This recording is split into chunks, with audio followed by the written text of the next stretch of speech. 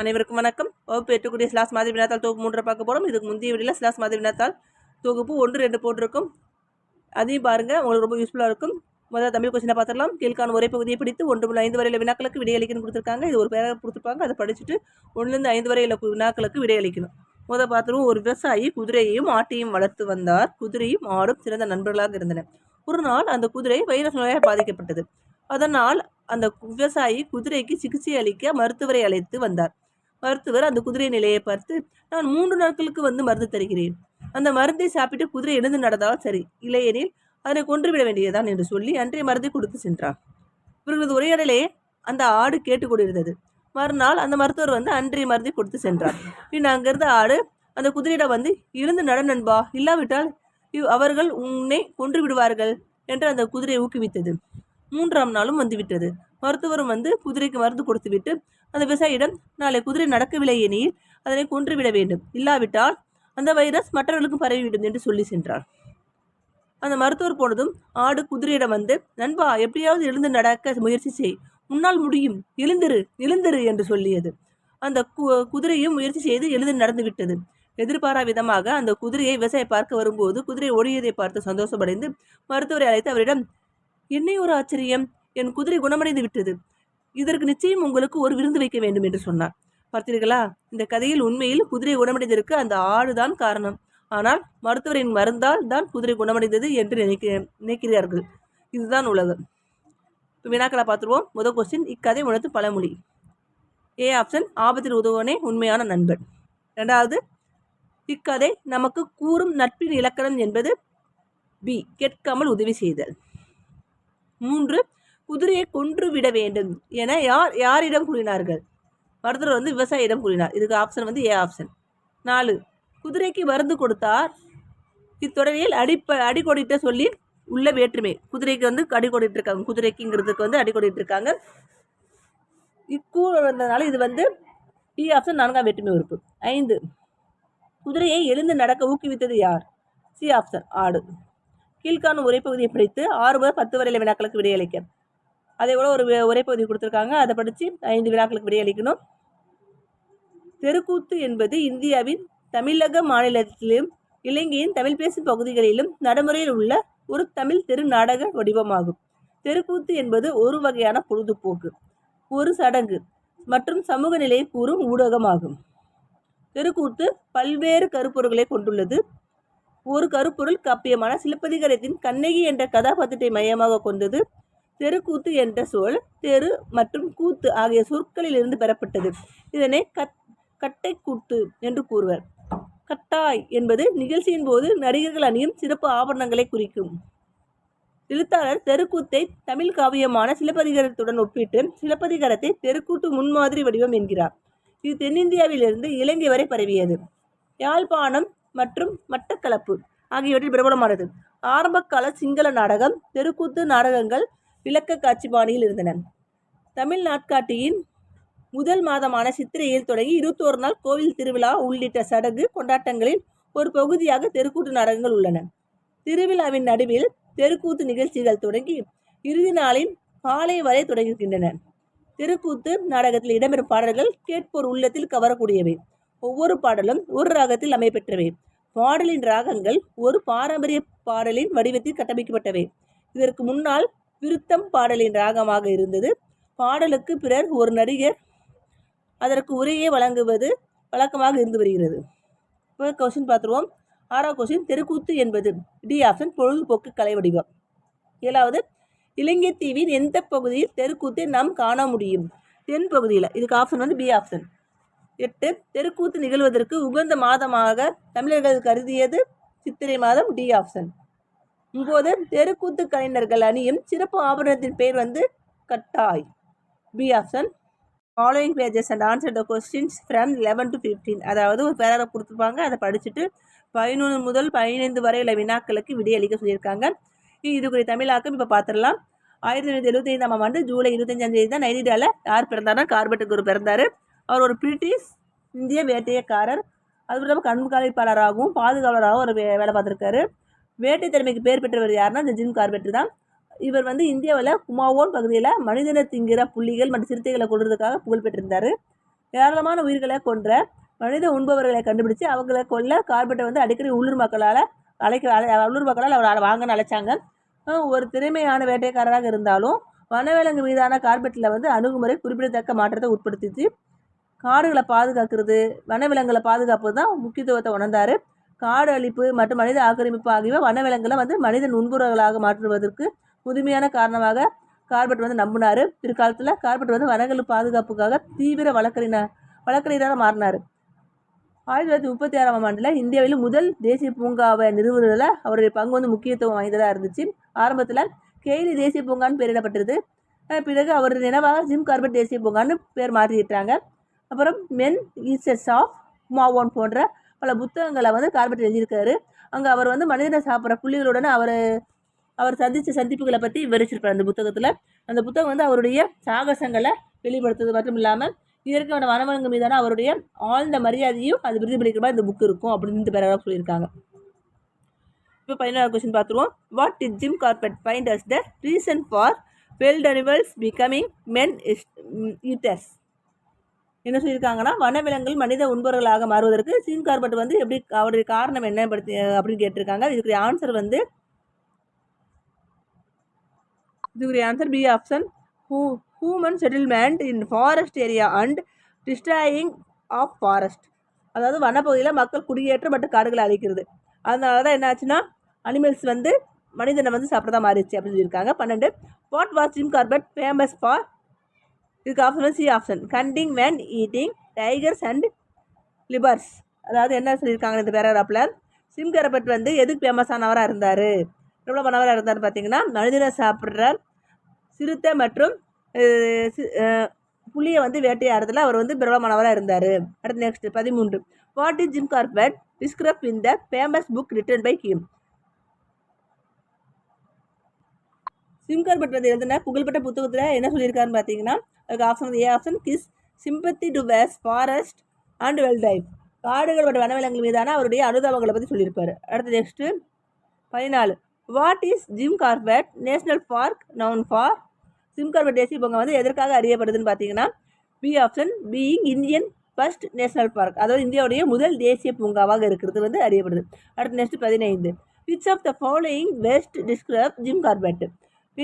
Gym Corbett வந்து எதை பற்றி சிறப்பாக விவரிக்காங்கன்னு பார்த்தீங்கன்னா, ஹண்டர் டேர்னடு கன்சர்வேஷன். அதாவது ஒரு வேட்டைக்காரர் பாதுகாவலராக மாறினார். அதனால அவர் வந்து ஜிம் கார்பெட் வந்து இதனால் அறியப்படுற சிறந்தவராக விளங்கினார் சொல்லியிருக்காங்க. அடுத்து நெக்ஸ்ட்டு பேராகிராஃப் கொடுத்துருக்காங்க. Read the following passage and answer the questions from 16 to 20.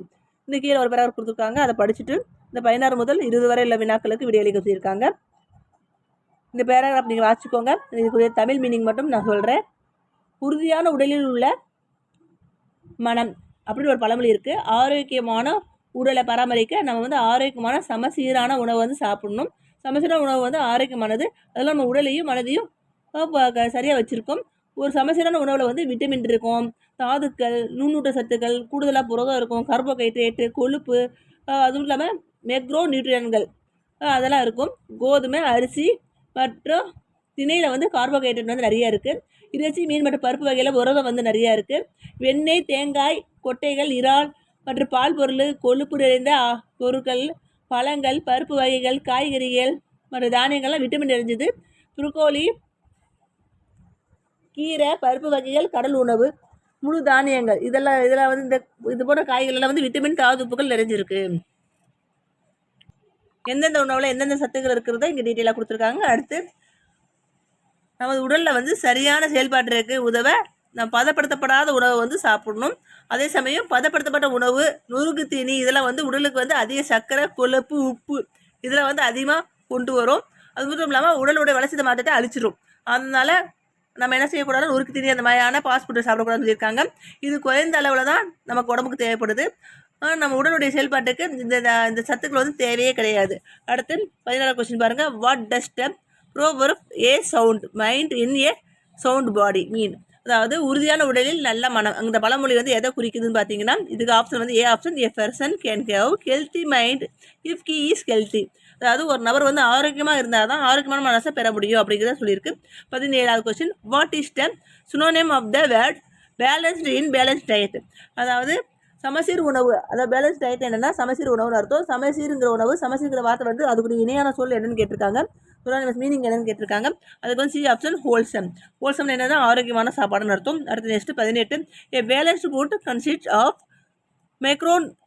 macronutrients like protein, carbohydrate and fat in addition to micronutrients like vitamins and minerals. What do micronutrients mean? அப்படி என்ன கொடுத்துருக்காங்கன்னா, சமச்சீர் உணவு வந்து விட்டமின், தாதுப்புகள், நுண் ஊட்டச்சத்துக்கள், கூடுதலாக புரதம், கார்போஹைட்ரேட் மற்றும் கொழுப்பு போன்ற மெக்ரோநியூட்ரியன்கள் கொண்டிருக்கு. நுண்ணூட்டச்சத்துக்கள்ங்கிறது அப்படின்னு என்னன்னு பார்த்தீங்கன்னா டி ஆப்ஷன் வரும்.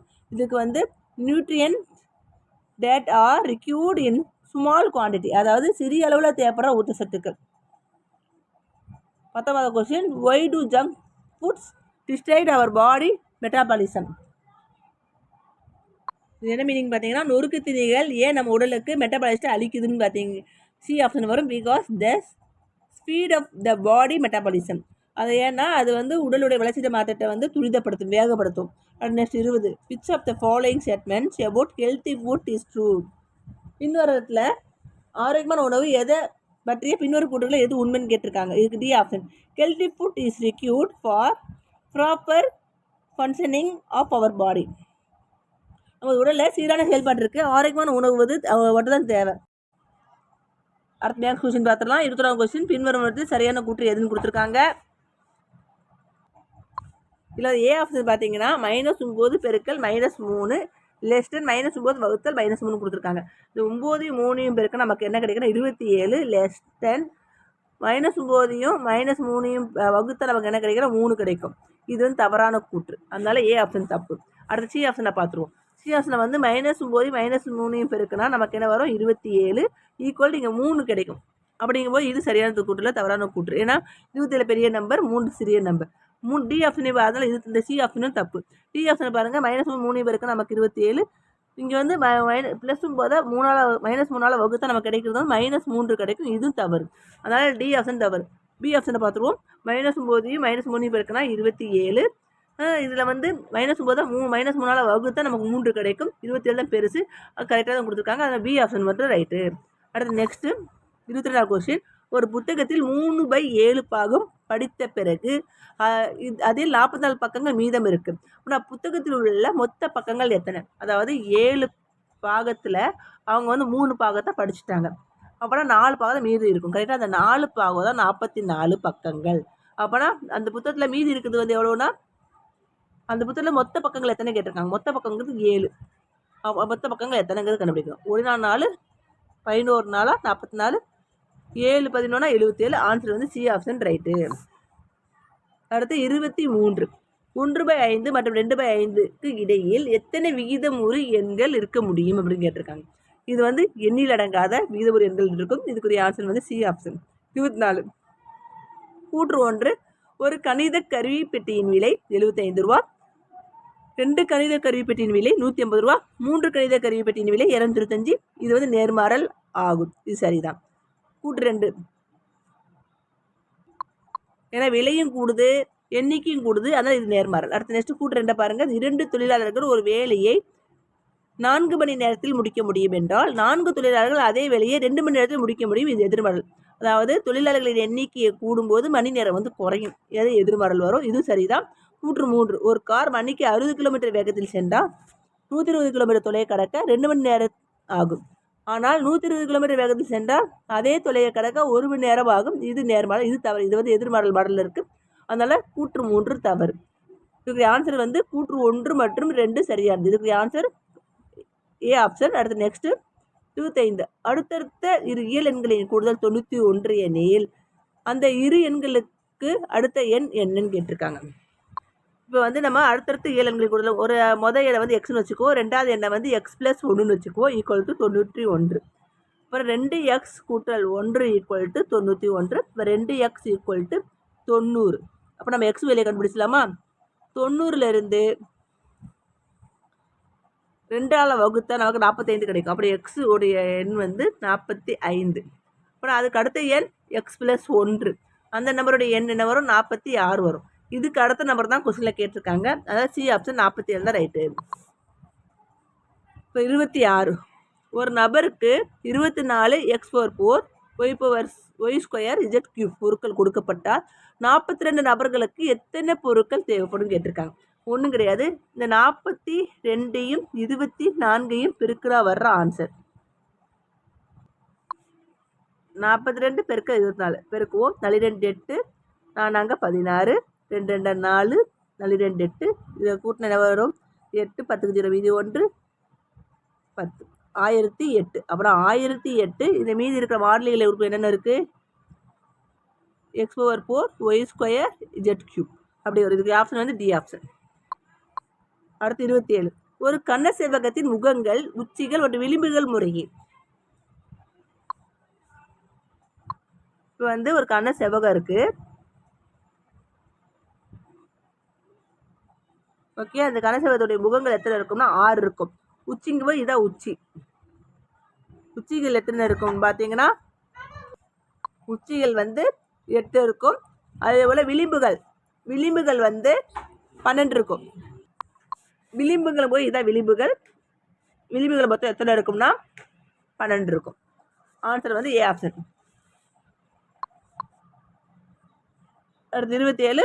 மரக்கன்றுகளின் உயரம் கொடுத்துருக்காங்க 126.40 138 140 139.02 136 120.04 132 132.04 135.50 127 என சென்டிமீட்டரை கொடுக்கப்பட்டுள்ளது எனில் அவற்றின் சராசரி உயரம் என்னன்னு கேட்டிருக்காங்க.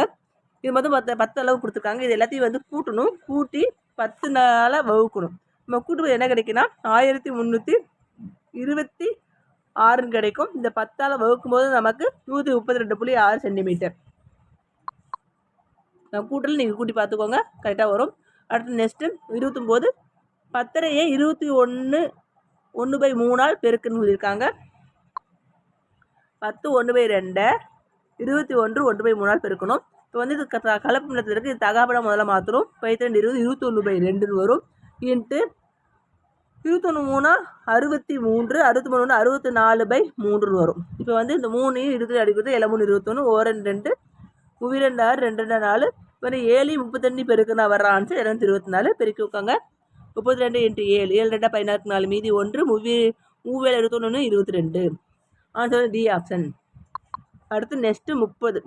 ஒரு கரும்பலகையின் பரப்பு 5x + 2y + 7 சதுர மீட்டர். அந்த கரும்பலகையில் ஆசிரியரால் 2x - y + 5 சதுர மீட்டர் பயன்படுத்தப்படுகிறது எனில் பயன்படுத்தப்படாத பகுதியின் பரப்பு என்னன்னு கேட்டிருக்காங்க. அப்போனா பரப்பளவு முதல்ல பார்த்துருவோம். 5x + 2y + 7. இதில் வந்து 2x பயன்படுத்திய பகுதி 2x - y + 5. அங்கே பயன்படுத்தாத பகுதி தான் கேட்டிருக்காங்க. அப்போனா இந்த மொத்த அளவுலேருந்து இந்த அளவை கழிக்கணும். இங்கே வந்து மைனஸ் வரும், இது ப்ளஸ் ஆகும், இது மைனஸாக மாறிடும். இதை கழிச்சா 3x + 3y + 2. இந்த ஆப்ஷன் எங்கே இருக்குது? B option. அடுத்து 31. இதுலேருந்து நமக்கு என்ன கொடுத்துருக்காங்க? சயின்ஸ் கொஸ்டின் கொடுத்துருக்காங்க. 31 கூற்று பருத்தி இலையிலான ஆடைகள் குறுகிய காலத்தில் அதாவது மைக்ரோ இலைகளால் சிதைவடையும். ஆனால் நைலான் ஆடைகள் சிதைவடைந்து மக்குவதற்கு நீண்ட காலம் ஆகும். காரணம், நைலான் எளிதில் வந்து மக்கும் ஒரு இயற்கை இலை, ஆனால் பருத்தி எளிதில் மக்காத ஒரு செயற்கை இலைன்னு கொடுத்துருக்காங்க. இதில் வந்து கூற்று வந்து சரி, ஆனால் காரணம் வந்து தவறு. இதுக்கு ஆப்ஷன் வந்து சி ஆப்ஷன். அப்புறம் 32. பின்வரும் எரிபொருள்களை அவற்றின் கலோரி மதிப்பின் அடிப்படையில் இறங்கும் வரிசையில் வரிசைப்படுத்துக. அதில் வந்து ஹைட்ரஜன் வரும், அதுக்கு நெக்ஸ்ட் வந்து மீத்தேன், அப்புறம் மண்ணெண்ணெய், அதுக்கடுத்து மரக்கட்டை. இது வந்து 8th சயின்ஸ் புக்கில் 183 பக்கத்தில் இருக்குது பாருங்கள். அந்த அளவோட கொடுத்துருப்பாங்க. ஹைட்ரஜனுடைய கலோரி மதிப்பு, மீதோடைய கலோரி மதிப்பு, மண்ணெண்ணெய், மரக்கட்டை வந்து 17,000 சம்திங் வரும். அப்படியும் அதோடைய கலோரி மதிப்பு கொடுத்துருப்பாங்க. அடுத்து நெக்ஸ்ட்டு 33. கீழே உள்ள படம் ஒரு பேட்டரி, 2 கம்பிகள், ஒரு சாவி மற்றும் ஒரு மின்சார விளக்கை கொண்ட ஒரு எளிய மின்சுற்றை காட்டுகிறது. பின்வருவனவற்றில் எதை மின்சுற்றி மின்தடையாக குறிப்பிடலாம்? சி திறவுகோல், அதாவது சுவிட்ச் சொல்கிறாங்க. அடுத்து நெக்ஸ்ட்டு 34. கொடுக்கப்பட்டுள்ள படத்தில் ஒரு ஒளிக்கதிரானது சமதள ஆரை x மீது பட்டு எதிரொலிக்கிறது. ABN 30 டிகிரி எனில் NBC மற்றும் படுகதிர் மற்றும் எதிர்ப்பு கதிரை கீழ்காணும் திரையிலிருந்து கண்டறிக. இதில் வந்து ஏபிஎன் இது வந்து 30 டிகிரி கொடுத்துருக்காங்க. இது படுகதிர். அதாவது படுகதிரின் சைன் மதிப்பும் விலகு சைன் மதிப்பும் சமமாக இருக்கும். இப்போ விலகு கதிர் எவ்வளோ இருக்கும்? அது 30 டிகிரி தான் இருக்கும். இது படுகதிர் வந்து பிபி, விலகு கதிர் வந்து பிபி டேஷ்னு வரும். இந்த ஆப்ஷன் எங்கே இருக்குன்னு பார்த்துருவோம். இந்த இருக்கு பி ஆப்ஷன் 30 டிகிரி மற்றும் ஏபிங்கிறது படுகதிர், பிசிங்கிறது எதிரொலிப்பு கதிர். 35 கீழே கொடுக்கப்பட்டுள்ளவற்றில் சரியான கூற்று எது? இது வந்து 8th சயின்ஸில் பேஜ் நம்பர் 27 பக்கத்தில் இருக்குது. 2ஆம் கூற்று தான் சரி. குவி அடிகள் மாய பிம்பங்களை உருவாக்கும், ஆனால் திரையில் பிடிக்க முடியாது. குழி அடிகள் வந்து மெய் பிம்பங்களை உருவாக்கும், திரையில் பிடிக்க இயலும் வரும். இல்லை அந்த ஆப்ஷன் எதுவுமே கிடையாது. அதாவது இருக்கிற ஆப்ஷன் வந்து 2 மட்டும் சரி. டி ஆப்ஷனாக கொடுத்துருக்காங்க. 36 கொடுக்கப்பட்டுள்ள பண்புகளில் எது வர்ணநிலை தாவரத்திற்கு பொருந்தாத ஒன்றாகும்? பி ஆப்ஷன் தான் வரும். அதிக எண்ணிக்கையிலான இலைத்துளைகள் வந்து வர்ணநிலை தாவரத்துக்கு இருக்காது. அடுத்து நெக்ஸ்ட் 37 மீனு ஜோசிகா இருவரும் நுரையீரலின் மாதிரி வடிவமைத்து பரிசோதனையை மேற்கொள்கிறார்கள். இந்த மாதிரியில் பொருத்தப்பட்ட ரப்பர் தாள் உதரவிதனமாக செயல்படுகிறது. மாதிரியில் பொருத்தப்பட்டிருக்கும் பலூன்கள் நுரையீரல்களாக செயல்படுகின்றன. மீனு ரப்பர் தாளை கீழ் நோக்கி இழுக்கும் போது என்ன நிகழும் என்பதை கீழ்காணும் வாக்கியங்களிலிருந்து தேர்ந்தெடுக்க. இந்த ஒரு படம் கொடுத்துருக்காங்க பாருங்க. இது வந்து சயின்ஸ் புக்கில் இந்த படத்தோடய கொடுத்துருப்பாங்க. பேஜ் நம்பர் 224 பக்கத்தில் இருக்குது, பார்த்துக்கோங்க. இல்லை ஏ ஆப்ஷன் பலூன்களை விரிவடைந்து காற்று உள் நுழைகிறது. இதுதான் சரியான கூற்று. 38 சீலா பழங்களை பாதுகாக்க விரும்பினாள். அவளது அம்மா வெட்டப்பட்ட பழத்திற்கு சர்க்கரை சேர்க்க கூறினார். ஆனால் அவள் சேர்க்க மறுத்துவிட்டாள். பின்வருவற்றில் எது வெட்டப்பட்ட பழங்களின் சர்க்கரை சேர்ப்பதற்கான காரணமாகும்? டி ஆப்ஷன் நுண்ணுயிரிகளின் வளர்ச்சியை தடுக்க. 39 எலும்பு செல்களை விட தசை செல்களில் மைட்டோகாண்ட்ரியா அதிகம் காணப்படுவது ஏன்? சயின்ஸ் புக்கில் பேஜ் நம்பர் 24 பக்கத்தில் இருக்குது இந்த பாயிண்ட். தசை செல்களுக்கு இயக்கம் செய்ய அதிக ஆற்றல் தேவை. A option right. 40 சைட்டோபிளாசம் ஏன் ஜெல்லி போன்ற பொருள் என்று அழைக்கப்படுகிறது? இதுக்கு வந்து டி ஆப்ஷன் தான் ரைட்டு. ஏன்னா இது உட்கருவுக்கு வெளியே காணப்படுது. இதுக்குரிய ஆன்சர் வந்து 8th சயின்ஸ் புக்கில் 77 பக்கத்தில் இருக்குது, பார்த்துக்கோங்க. அடுத்து நெக்ஸ்ட்டு சோசியல் சயின்ஸ் கொஸ்டின் பார்த்துடலாம். 41வது கொஸ்டின் 4வது ஆங்கிலோ மைசூர் போரின் போது மே 4, 1999 அன்று ஆங்கிலேயரால் முற்றுகையிடப்பட்ட கோட்டை இங்கு கட்டப்பட்டுள்ளது. அது எந்த கோட்டை அப்படி பார்த்தீங்கன்னா ஸ்ரீரங்கப்பட்டினம் கோட்டை. D option. 42 விவசாயிகளின் கிளர்ச்சிகள் காலனித்துவ அரசாங்கத்தால் தொடங்கப்பட்ட வருவாய் தீர்வுக்கான எதிர்வினையாகும். மேற்கண்ட கூற்றின் அடிப்படையில் நில வருவாய் தீர்வுகள் குறித்து பின்வருவற்றில் எது சரியானது? இதுக்கு ஏ ஆப்ஷன் ரைட்டு. நில வருவாய் தீர்வுகள் நில பிரபுத்துவமாக சுழலாகவும் இருந்தன. 43 தங்கப்பனிடம் உள்ள 2 ஏக்கர் நிலத்தில் அவர் சிறுதானியங்களை பயிரிடுகிறார். அவர் தனது நிலத்தில் மண் அரிப்பை கட்டுப்படுத்த விரும்புகிறார் எனில் கீழ்கருவற்றில் எதனை அவர் கடைபிடிக்க வேண்டும்? டி ஆப்ஷன் அவர் நிலத்தில் ஓரங்களில் வந்து புல்லை வளர்க்கணும். 44 நாச்சியப்பன் கோயம்புத்தூரில் வசிக்கிறார். அவருடைய விவசாய நிலம் கரிசல் மண்ணை கொண்டுள்ளது. அவர் தனது நிலத்தில் இந்த பயிர்களில் எதை பயிரிடலாம்? இதில் வந்து பருத்தியை தான் பயிரிட முடியும். C option. பருத்தி வந்து கரிசல் மண்ணில் விளையிற பயிர். 45 கீழ்காணுவற்றுள் எதனை அனிராய்டு காற்றழுத்தமானியை பயன்படுத்தி அளவிட முடியும்? காற்றுடைய அழுத்தத்தை வந்து அனிராய்டு பரமணியை பயன்படுத்தி அளவிட முடியும். இதுக்கு ஆப்ஷன் சி ஆப்ஷன். 46 ஒரு மசோதாவை சட்டமன்றம் அல்லது பாராளுமன்றத்தில் நிறைவேற்றுவதற்கு கீழ்காணும் நடைமுறையில் எது சிறப்பான ஒரு ஜனநாயக முறையாகும்? ஏ ஆப்ஷன் பொதுமக்கள் வாக்களிக்கிறது. 47 பின்வரும் நாடுகளில் எந்த நாடு மாநில மற்றும் தேசிய குடியுரிமை இரண்டையும் வழங்குகிறது? இதுக்கு பி ஆப்ஷன் இந்தியா. 48 உலகளாவிய குடியுரிமை எல்லைகளை தாண்டி விரிவான மனிதத்துவத்தை உருவாக்குகின்றது. அதன் சாத்தியமான விளைவுகள் என்னவாக இருக்கலாம்? பி ஆப்ஷன் பிராந்திய மற்றும் கலாச்சார அடையாளங்களை உருவாக்குதல். 49 நீங்கள் வரைபடத்தின் மைய புள்ளியில் இருக்கிறீர்கள். மேலும் உங்கள் தற்போதைய இடத்திலிருந்து வடகிழக்கு திசையில் பயணிக்க வேண்டும் எனில் நீங்கள் பயணிக்க வேண்டிய திசையின் கோண அளவு என்ன? வடகிழக்கு திசைங்கும் போது இந்த திசையில் பயணிப்போம். இது கோண அளவு வந்து 45 டிகிரி. இதுக்கு ஆப்ஷன் வந்து பி ஆப்ஷன். 50 மேற்கு தொடர்ச்சி மலையில் அமைந்துள்ள அதிக கல்வியறிவு பெற்ற மாநிலத்தை 2024 ஆண்டில் பாதித்த இயற்கை பேரிடர் எது? அதிக கல்வியறிவு பெற்ற மாநிலங்கும் போது நமக்கு என்ன வரும்னா கேரளா சைடு வரும். சி ஆப்ஷன் நிலச்சரிவு. வயநாடு நிலச்சரிவை பற்றி சொல்லியிருக்காங்க. அதான் கொஸ்டின் முடிஞ்சிருச்சு. அடுத்தடுத்த ஸ்லாஷ் தேர்வு எழுதும் மாணவர்களுக்கு இந்த வீடியோ ரொம்ப யூஸ்ஃபுல்லாக இருக்கும். அனைவருக்கும் ஷேர் பண்ணுங்கள். Thank you friends. இந்த வீடியோ வந்து தொடர்ந்து பார்த்துட்டு வாங்க. லைக் பண்ணுங்கள்.